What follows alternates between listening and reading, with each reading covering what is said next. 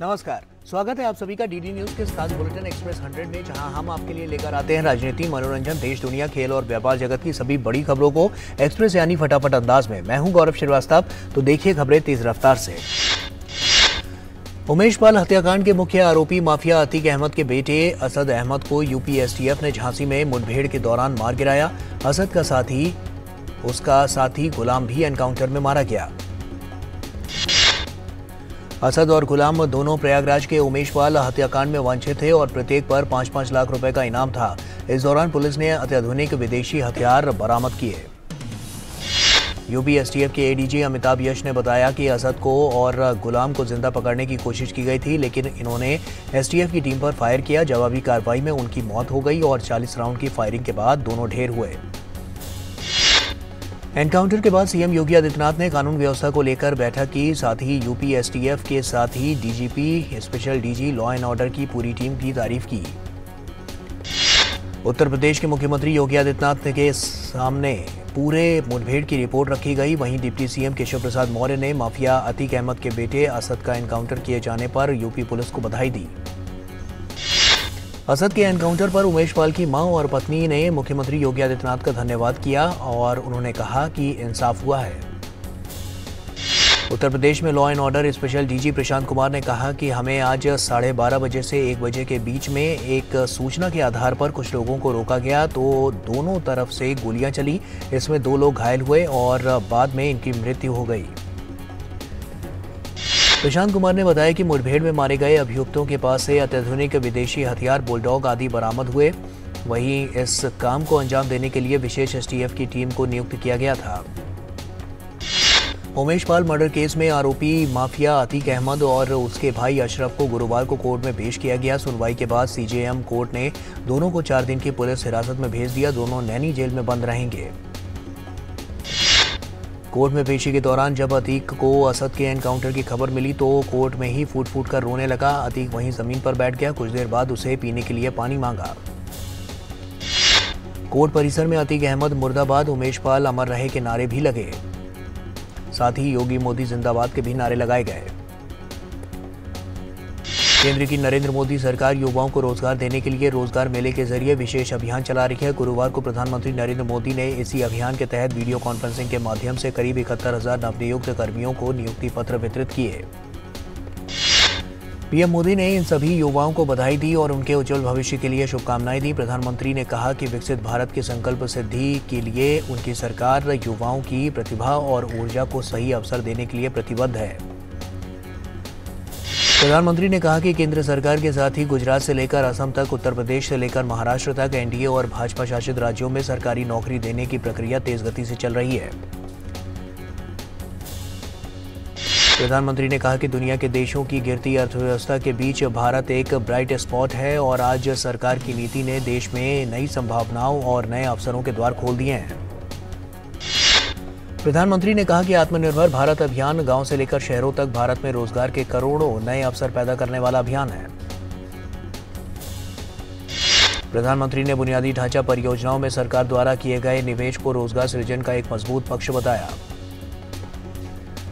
देश के अलग अलग राज्यों में तमाम केंद्रीय मंत्रियों और नेताओं ने रोजगार मेले में हिस्सा लिया और प्रमाण पत्र दिए। नौकरी पाए युवाओं ने भी खुशी जाहिर की। पीएम ने रोजगार पाए लोगों से कहा कि ये उनके लिए देश के विकास में योगदान देने का अवसर है। पीएम ने कहा कि ये उनकी जिम्मेदारी है कि सरकारी सेवा में आने के बाद दूसरों की उम्मीदों को पूरा करें। प्रधानमंत्री नरेंद्र मोदी 14 अप्रैल को असम का दौरा करेंगे। इस दौरान प्रधानमंत्री करीब 14,300 करोड़ रुपए की लागत की विभिन्न परियोजनाओं का शिलान्यास, उद्घाटन और राष्ट्र को समर्पित करेंगे। प्रधानमंत्री असम में एम्स गुवाहाटी और 3 अन्य मेडिकल कॉलेजों को राष्ट्र को समर्पित करेंगे। प्रधानमंत्री आपके द्वार आयुष्मान अभियान का भी शुभारंभ करेंगे। प्रधानमंत्री मेगा बिहू नृत्य का अवलोकन करेंगे, जिसमें 10,000 से अधिक कलाकार भाग लेंगे। 2024 से पहले बिहार के मुख्यमंत्री नीतीश कुमार विपक्षी एकता को धार देने में लगे हुए हैं। वहीं नीतीश बिहार छोड़कर दिल्ली दौरे पर हैं। वो लगातार विपक्ष के नेताओं से मिलकर लोकसभा चुनाव से पहले उन्हें एकजुट करने में लगे हुए हैं। बीजेपी ने नीतीश और कांग्रेस पर जमकर हमला बोला। बीजेपी ने महागठबंधन को महाठगबंधन बताया और कहा कि जनता अब इन लोगों का नाटक और सत्ता के लिए इनका लालच समझ चुकी है। नीतीश ने कल दिल्ली के मुख्यमंत्री अरविंद केजरीवाल से भी मुलाकात की थी। बीजेपी का कहना है कि केजरीवाल की ऐसी कौन सी राजनीतिक व्यवस्था है जिसके चलते वो लालू यादव, राहुल गांधी और तेजस्वी यादव के साथ गठबंधन कर रहे हैं। प्रधानमंत्री नरेंद्र मोदी ने केंद्रीय राज्य मंत्री एल मुरुगन के आवास पर तमिल नववर्ष समारोह में भाग लिया। इस दौरान पुडुचेरी की उपराज्यपाल और तेलंगाना की राज्यपाल तमिलसाई सुंदरराजन भी मौजूद रहीं और प्रधानमंत्री नरेंद्र मोदी ने कहा कि ये आप सबका प्यार है कि आज आपके बीच मुझे तमिल पुत्तांडु को मनाने का मौका मिल रहा है। प्रधानमंत्री मोदी ने बताया कि पुत्तांडु प्राचीनता में नवीनता का पर्व है। इतनी प्राचीन तमिल संस्कृति और हर साल पुत्तांडु से नई ऊर्जा लेकर आगे बढ़ते रहने की ये परंपरा अद्भुत है। पीएम मोदी ने कहा कि तमिल दुनिया की सबसे पुरानी भाषा है, इस पर हर भारतीय को गर्व है। तमिल साहित्य का भी व्यापक रूप से सम्मान किया जाता है। आज़ादी के आंदोलन में भी तमिल लोगों का योगदान बहुत ही महत्वपूर्ण रहा है। आज़ादी के बाद देश के नवनिर्माण में भी तमिलनाडु के लोगों की प्रतिभा ने देश को नई ऊंचाई दी है। राष्ट्रपति द्रौपदी मुर्मू ने जलियांवाला बाग के बलिदानियों को श्रद्धांजलि अर्पित की। उन्होंने अपने ट्वीट संदेश में कहा, जलियांवाला बाग के बलिदानियों को देशवासियों की ओर से मेरी विनम्र श्रद्धांजलि। प्रधानमंत्री नरेंद्र मोदी ने जलियांवाला बाग में आज के दिन शहीद हुए सभी लोगों के बलिदान को याद किया। प्रधानमंत्री ने एक ट्वीट संदेश में कहा कि मैं आज के दिन जलियांवाला बाग में शहीद हुए सभी बलिदानियों के त्याग को स्मरण करता हूं। केंद्रीय मंत्री डॉक्टर जितेंद्र सिंह ने रोजगार मेले के अवसर पर प्रधानमंत्री नरेंद्र मोदी को धन्यवाद देते हुए कहा कि रोजगार मेले के जरिए प्रधानमंत्री के 10 लाख रोजगार देने के वादे को पूरा करना किया जा रहा है। केंद्रीय गृह मंत्री अमित शाह आज दिल्ली में जम्मू और कश्मीर में सुरक्षा की स्थिति पर एक समीक्षा बैठक की अध्यक्षता उन्होंने की। विदेश मंत्रालय के प्रवक्ता अरिंदम बागची ने म्यांमार में हिंसा पर चिंता व्यक्त की। उन्होंने कहा कि म्यांमार के एक पड़ोसी और मित्र के रूप में हमने बार बार सभी पक्षों द्वारा हिंसा के समापन और सभी मुद्दों के शांतिपूर्ण समाधान का आह्वान किया है।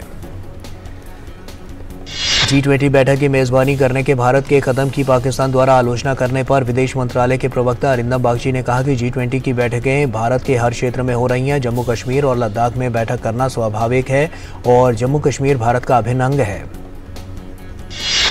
इटली के रोम में भारत और इटली के उद्योगपतियों को संबोधित करते हुए पीयूष गोयल ने कहा कि सरकार ने पिछले 1 दशक में हर व्यक्ति और हर परिवार के लिए आवश्यक मूलभूत सुविधाएं प्रदान करने पर ध्यान केंद्रित किया है।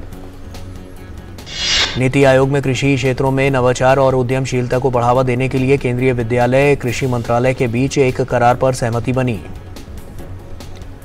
सूचना और प्रसारण सचिव अपूर्व चंद्र ने अपने मुंबई दौरे पर आज मोशन पिक्चर एसोसिएशन के साथ एक बैठक में भाग लिया। केंद्र सरकार की स्वास्थ्य योजना CGHS लाभार्थियों के लिए सूचीबद्ध निजी अस्पतालों में परामर्श शुल्क और ICU शुल्क को 150 रुपये से बढ़ाकर 350 रुपये कर दिया गया है। केंद्र सरकार ने IPT परामर्श शुल्क 300 रुपये से बढ़ाकर 350 रुपये कर दिया गया और ICU शुल्क 5400 रुपये निर्धारित किया गया है। पंजाब के फाजिल्का जिले में बीती रात अंतर्राष्ट्रीय सीमा पर तैनात BSF के जवानों ने एक ड्रोन पर फायरिंग की। BSF ने फाजिल्का के मेहरखेवा मानसा गांव के पास एक खेत से 4.5 किलोग्राम से ज्यादा हेरोइन बरामद की। मामले की जांच जारी है।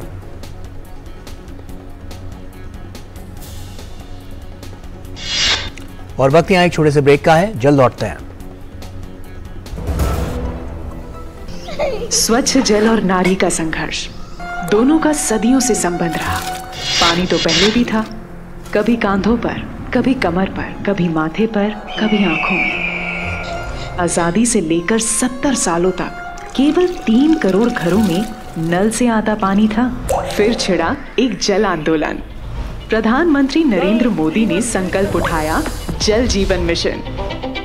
3 वर्षों में 11 करोड़ से अधिक घरों में अब नल से जल पहुंचने लगा है।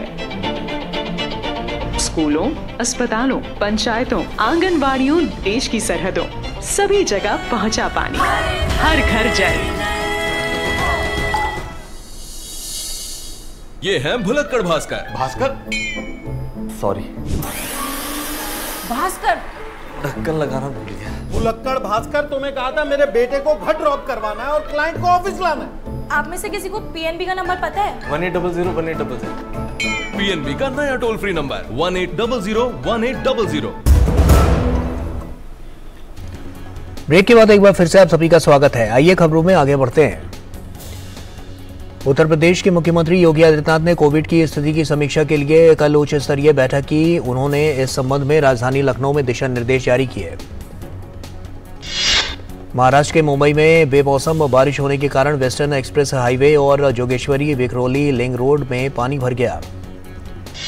इस्लाम और ईसाई धर्म अपनाने वाले अनुसूचित जाति के लोगों को आरक्षण की मांग वाली याचिकाओं के टलने के बाद कोर्ट ने सभी पक्षों से लिखित जवाब दाखिल करने को कहा है। सुप्रीम कोर्ट में सुनवाई 11 जुलाई के लिए टल गई है। केंद्र सरकार ने सुप्रीम कोर्ट से कहा कि देश में ईसाइयों पर हमले को लेकर याचिकाकर्ता की ओर से रखे गए आंकड़े गलत हैं। प्रवर्तन निदेशालय ने बीबीसी इंडिया के खिलाफ कार्रवाई की है। ईडी ने बीबीसी इंडिया के खिलाफ विदेशी मुद्रा प्रबंधन अधिनियम के तहत दर्ज कर लिया है। ईडी ने जमीन घोटाला मामले में पूर्व डीसी छवि रंजन के झारखंड में रांची, जमशेदपुर और पश्चिम बंगाल के 2 ठिकानों पर दबिश दी। साथ ही कुछ अंचल अधिकारियों और जमीन कारोबारियों के ठिकाने पर भी रेड की गई। दिल्ली पुलिस ने गैंगस्टर दीपक बॉक्सर को पटियाला हाउस में पेश किया। गैंगस्टर दीपक बॉक्सर को एफबीआई की मदद से मैक्सिको में हिरासत में लिया गया था। वो दिल्ली के सिविल लाइन्स इलाके में एक बिल्डर की हत्या समेत कई मामलों में फरार चल रहा था। देश भर में पिछले 24 घंटों में कोरोना के 10,158 नए मामले दर्ज किए गए। वहीं पिछले 24 घंटों में 5,356 मरीज उपचार करवाकर स्वस्थ हो चुके हैं, जिसके बाद देश में रिकवरी रेट 98.71% हो गया। कोविड की साप्ताहिक पॉजिटिविटी रेट वर्तमान में 4.02% दर्ज किया गया है। इसके साथ ही दैनिक पॉजिटिविटी रेट 4.42% दर्ज किया गया। देश में कोरोना के सक्रिय मामलों की संख्या 44,998 है। देश में कोरोना के खिलाफ टीकाकरण अभियान के तहत देश में अब तक 220 करोड़ से अधिक टीकों की खुराकें दी जा चुकी हैं। पिछले 24 घंटों में 327 से अधिक कोविड-रोधी टीके लगाए गए। केंद्रीय वित्त मंत्री निर्मला सीतारमण ने आरबीआई के गवर्नर शक्तिकांत दास के साथ G20 वित्त मंत्रियों और केंद्रीय बैंकों के गवर्नरों की दूसरी बैठक के पहले दिन की सह अध्यक्षता की। बैठक का पहला सत्र वैश्विक अर्थव्यवस्था और अंतर्राष्ट्रीय वित्त संरचना पर आधारित था। वित्त मंत्री निर्मला सीतारमण ने कहा कि वैश्विक गरीबी की समस्या समय पर ऋण रिस्ट्रक्चरिंग के साथ जुड़ी हुई है।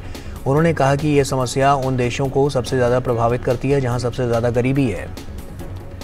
इस बैठक में वैश्विक अर्थव्यवस्था के लिए मुख्य चुनौतियों और नीति समन्वय के संभावित क्षेत्रों पर चर्चा हुई। वित्त मंत्री ने MDP यानी मल्टीलेटरल डेवलपमेंट बैंक के विकास के एजेंडे पर भी चर्चा की। Global sovereign debt round table के बारे में बात करते हुए वित्त मंत्री निर्मला सीतारमण ने वैश्विक ऋण समस्याओं पर भारत की प्रतिबद्धता को दोहराया और इस मुद्दे पर IMF और विश्व बैंक की साझेदारी का स्वागत किया। केंद्रीय वित्त मंत्री निर्मला सीतारमण अमेरिका के वाशिंगटन DC में हैं और जहां उन्होंने ब्रिक्स वित्त मंत्रियों और केंद्रीय बैंक के गवर्नरों की बैठक में हिस्सा लिया। दक्षिण अफ्रीका की अध्यक्षता में 2023 के लिए ब्रिक्स वित्त एजेंडे पर चर्चा करने के लिए यह बैठक हुई। बैठक के दौरान वित्त मंत्री ने वैश्विक व्यापक आर्थिक विकास, वैश्विक आर्थिक चुनौतियों और बुनियादी ढांचे के वित्त पोषण और सीमा शुल्क और कर सहयोग के मुद्दों पर भारत के विचार प्रस्तुत किए। वित्त मंत्री ने कहा कि अर्थव्यवस्था को गति देने के लिए भारत का रोड मैप व्यापक विकास और नई वित्त पोषण विधियों पर ध्यान देने के साथ कमजोर समूहों के सर्वसमावेशी कल्याण पर आधारित है। केंद्रीय वित्त मंत्री निर्मला सीतारमण ने अमेरिका के वाशिंगटन DC में विश्व बैंक, IMF स्प्रिंग मीटिंग्स 2023 की विकास समिति की बैठक में हिस्सा लिया। वित्त मंत्री ने कहा कि भारतीय अर्थव्यवस्था के लिए इस वर्ष की अनुमानित विकास दर 6% से ज्यादा होने के बावजूद भारत वैश्विक आर्थिक दृष्टिकोण और भू राजनीतिक माहौल को लेकर चिंतित है। वित्त मंत्री सीतारमण ने विश्व बैंक समूह का विकास गवर्नरों के लिए एक रिपोर्ट के बारे में बात करते हुए कहा कि ये रिपोर्ट विश्व बैंक समूह के विकास पर सामूहिक तौर पर सोचने का एक ऐतिहासिक मौका देती है। वित्त मंत्री ने कहा कि विश्व बैंक को अपने गरीबी मुक्त विश्व के सपने की दिशा में काम करते रहना चाहिए और दुनिया में चरम गरीबी मिटाने और साझा समृद्धि को बढ़ावा देने के अपने मिशन को हासिल करने की कोशिश करनी चाहिए। स्प्रिंग मीटिंग 2023 से इतर केंद्रीय वित्त मंत्री ने global sovereign debt round table में भी हिस्सा लिया और इस बैठक में अंतर्राष्ट्रीय मुद्रा कोष की प्रबंध निदेशक क्रिस्टालिना जॉर्जिएवा और विश्व बैंक के अध्यक्ष डेविड मालपास भी मौजूद रहे। भारत की G20 अध्यक्षता के लिए प्राथमिकता पर वित्त मंत्री ने कहा कि दुनिया भर में बढ़ते ऋण संकट को दूर करने के लिए G20 समेत वर्तमान वैश्विक प्रयासों को बढ़ाने की जरूरत है। फर्टिलाइजर सचिव अरुण सिंघल का कहना है कि गैस की कीमतें घटने से इस साल सब्सिडी पर 60,000 करोड़ रुपए बचेंगे। फर्टिलाइजर सेक्रेटरी ने कहा कि इससे सरकार की सब्सिडी में कमी आएगी। फर्टिलाइजर सेक्रेटरी अरुण सिंघल ने कहा कि नेचुरल गैस कीमतें घटना काफ़ी अहम है। उन्होंने कहा कि इसके साथ ही इससे फर्टिलाइजर कंपनियों को उत्पादन में बढ़ावा मिलेगा। फर्टिलाइजर सेक्रेटरी ने कहा कि फर्टिलाइजर उत्पादन में नेचुरल गैस अहम होता है। नेचुरल गैस कीमतें घटने से लागत में कमी आएगी। पिछले वित्त वर्ष में यूरिया सब्सिडी पर सरकार के 1.60 लाख करोड़ रुपए खर्च हुए थे। उन्होंने कहा कि डीएपी और एमओपी कीमतें घटने से भी सपोर्ट मिलेगा। फर्टिलाइजर सचिव के अनुसार सरकार फर्टिलाइजर पर आयात निर्भरता कम करने का विचार कर रही है। घरेलू शेयर बाजार लगातार 9वें दिन हरे निशान पर बंद हुआ। सेंसेक्स 38.23 अंक बढ़कर 60,431 पर बंद हुआ। निफ्टी 15.60 अंक यानी 0.09% की बढ़त के साथ 17,828 के स्तर पर बंद हुआ। रुपया डॉलर के मुकाबले आज 0.131 पैसे कमजोर होकर 81.84 पर बंद हुआ। भारत में आज सोने का दाम में उछाल देखा गया। वहीं 22 कैरेट सोने का दाम आज 130 रुपए की बढ़त के साथ 55,640 रुपए प्रति 10 ग्राम पर कारोबार कर रहा था। चांदी के दाम में भी आज उछाल देखा गया। चांदी की कीमत आज 7 रुपए की बढ़त के साथ प्रति 10 ग्राम 756 रुपए और प्रति किलो 75,600 पर कारोबार कर रहा था। अंतर्राष्ट्रीय मुद्रा कोष ने चालू वित्त वर्ष 2023-24 में पाकिस्तान की जीडीपी को लेकर झटका देने वाली आशंका जताई है। आईएमएफ ने पाकिस्तान की जीडीपी के अनुमान को 2% से घटाकर 0.5% कर दिया। पाकिस्तान में इस समय महंगाई चरम पर है। आम लोगों के लिए रमजान के महीने में खाने पीने की चीज़ों को खरीदना मुश्किल हो रहा है। ऐसे में बढ़ती महंगाई और खस्ता हाल इकोनॉमी को देखते हुए आईएमएफ ने देश की जीडीपी के ग्रोथ के अनुमान को कम कर दिया है। इससे पहले फरवरी के महीने में भी अंतर्राष्ट्रीय मुद्रा कोष ने पाकिस्तान की जीडीपी के अनुमान में कटौती की थी। इससे 3.5% से घटाकर 2% कर दिया गया था। आईएमएफ की तरह ही वर्ल्ड बैंक और एशियन बैंक ने भी पाकिस्तान की अर्थव्यवस्था की ग्रोथ के अनुमान को कम कर दिया है। वर्ल्ड बैंक के मुताबिक मौजूदा वित्त वर्ष में पाकिस्तान की अर्थव्यवस्था 0.4% की दर से बढ़ेगी। पाकिस्तान के साथ साथ पाकिस्तान के युवाओं को बेरोजगारी की मार भी झेलनी पड़ रही है। आईएमएफ की ताज़ा ग्लोबल इकोनॉमी आउटलुक की रिपोर्ट के अनुसार देश की बेरोजगारी दर में जबरदस्त बढ़ोतरी दर्ज की गई।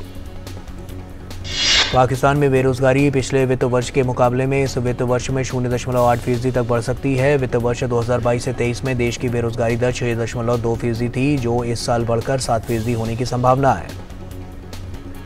उत्तर कोरिया ने कोरियाई प्रायद्वीप के पूर्वी तट की तरफ समुद्र में एक मिसाइल दागी है। दक्षिण कोरिया ने भी उत्तर कोरिया के इस कदम की पुष्टि की है। जापान के कोस्ट गार्ड ने कहा कि उत्तर कोरिया द्वारा दागी गई मिसाइल एक बैलिस्टिक मिसाइल हो सकती है। जापान के रक्षा मंत्री यासुकाजु हमादा ने कहा कि उत्तर कोरिया द्वारा लॉन्च की गई बैलिस्टिक मिसाइल जापान के इलाके में नहीं गिरी थी। और वक्त यहाँ एक और छोटे से ब्रेक का है, जल्द लौटते हैं। ये है भुलक्कड़ भास्कर। भास्कर, सॉरी, भास्कर ढक्कन लगाना भूल गया। भुलक्कड़ भास्कर, तुम्हें कहा था मेरे बेटे को घर ड्रॉप करवाना है और क्लाइंट को ऑफिस लाना है। आप में से किसी को पीएनबी का नंबर पता है? 1800 पीएनबी का नया टोल फ्री नंबर 1800 तुम गुल्लक तो नहीं, पर तुमने हमारे पैसे बचाए हैं। तुम्हारी वजह से ही 5 लाख तक का मुफ्त इलाज हो पाया है। तुम सिर्फ आयुष्मान कार्ड नहीं, हम गरीबों के लिए जीवन कवच हो। आयुष्मान भारत गरीब के जीवन को बचाने में अहम भूमिका निभा रहा है। 130 करोड़ लोगों के सामूहिक संकल्प और सामर्थ्य का भी प्रतीक है। सर्वे संतु निरामया के लक्ष्य के साथ आओ बनाएं नया भारत। ब्रेक के बाद एक बार फिर से आप सभी का स्वागत है। आइए खबरों में आगे बढ़ते हैं। प्रधानमंत्री नरेंद्र मोदी ने ब्रिटेन के प्रधानमंत्री ऋषि सुनक से टेलीफोन पर बातचीत की। दोनों नेताओं ने भारत यूके रोड मैप 2030 के हिस्से के रूप में कई द्विपक्षीय मुद्दों पर प्रगति की समीक्षा की। पीएम मोदी ने हाल के दोनों देशों के बीच उच्च स्तरीय आदान प्रदान, खासकर व्यापार और आर्थिक क्षेत्रों में बढ़ते सहयोग पर संतोष व्यक्त किया। वहीं पीएम ने ब्रिटेन में भारतीय राजनयिक प्रतिष्ठानों की सुरक्षा का मुद्दा उठाया और भारत विरोधी तत्वों के खिलाफ कड़ी कार्रवाई का आह्वान किया। प्रधानमंत्री ऋषि सुनक ने बताया कि ब्रिटेन भारतीय उच्चायोग पर हमले को पूरी तरह से अस्वीकार्य मानता है और भारतीय मिशन और उसके कर्मियों की सुरक्षा का आश्वासन देता है। प्रधानमंत्री मोदी ने सितंबर 2023 में होने वाले G20 शिखर सम्मेलन के लिए पीएम सुनक को आमंत्रित किया। ब्राजील के राष्ट्रपति लुइस इनासियो लूला दा सिल्वा सरकारी यात्रा पर चीन पहुंचे। वे पेइचिंग में चीन के राष्ट्रपति शी जिनपिंग से मुलाकात करेंगे। लूला दा सिल्वा के साथ कई कैबिनेट मंत्री, गवर्नर और कांग्रेस सदस्यों सहित कई अन्य हस्तियां भी शंघाई पहुंची। ब्राजील के राष्ट्रपति ने कहा कि नए विकास बैंक की स्थापना से पता चलता है कि उभरते देशों का संघ दुनिया के लिए प्रासंगिक सामाजिक और आर्थिक परिवर्तन में सक्षम है और इसमें काफी संभावनाएं हैं। सीरिया के विदेश मंत्री फैसल मेकदाद सऊदी अरब के दौरे पर हैं। उनका ये दौरा एक प्रमुख संकेत है कि सीरिया का एक दशक पुराना क्षेत्रीय अलगाव समाप्त होने वाला है। सोमालिया की अपनी यात्रा समाप्त करते हुए संयुक्त राष्ट्र प्रमुख ने हॉर्न ऑफ अफ्रीका देशों का समर्थन करने के लिए संयुक्त राष्ट्र की प्रतिबद्धता की फिर से पुष्टि की, क्योंकि शांति और स्थिरता के लिए इसकी कोशिशें जारी हैं। एथलीटों को डोपिंग से बचाने के लिए राष्ट्रीय डोपिंग विरोधी संस्था नाडा द्वारा राजधानी दिल्ली में एक दिवसीय कार्यक्रम का आयोजन किया गया। इस अवसर पर खेल मंत्री द्वारा मोबाइल मेडिसिन एप्लीकेशन भी जारी किया गया। इस एप्लीकेशन द्वारा खिलाड़ी प्रतिबंधित दवाओं के बारे में जानकारी ले सकते हैं। एशियाई कुश्ती चैंपियनशिप में भारतीय महिला पहलवानों का शानदार प्रदर्शन देखने को मिला। भारत की युवा पहलवान अंतिम पंघाल ने रजत पदक अपने नाम करने में सफलता पाई। भारत की अंशु मलिक, सोनम मलिक, मनीषा और रितिका ने कांस्य पदक अपने नाम किया। महिला पहलवानों ने इस तरह कुल 2 रजत और 5 कांस्य सहित कुल 7 पदक जीतकर अपने अभियान का समापन किया। आईसीसी की ताज़ा जारी T20 रैंकिंग में भारत ने सूर्य कुमार यादव ने शीर्ष स्थान बरकरार रखा हुआ है। सूर्य कुमार 906 अंकों के लेकर सूची में पहले स्थान पर काबिज हैं। गेंदबाजों की सूची में शीर्ष 10 में कोई भी भारतीय शामिल नहीं है। अर्शदीप सिंह 14वें स्थान पर के साथ रैंकिंग में शीर्ष भारतीय गेंदबाज बने हुए हैं। भारत ने बिली जीन किंग कप के दूसरे दिन उज्बेकिस्तान को 3-0 से शिकस्त दी। भारत की तरफ से ऋतुजा भोसले और अंकिता रैना ने एकल में ही, वहीं श्रीवल्ली भामितीपति और वैदेही चौधरी ने युगल में जीत हासिल की। गत विजेता रियल मैड्रिड ने चैंपियंस लीग के क्वार्टर फाइनल के पहले लेग में चेल्सी को 2-0 से हरा दिया। घरेलू मैदान में खेल रही रियल मैड्रिड के लिए करीम बेंजेमा और असेंसियो ने गोल किए।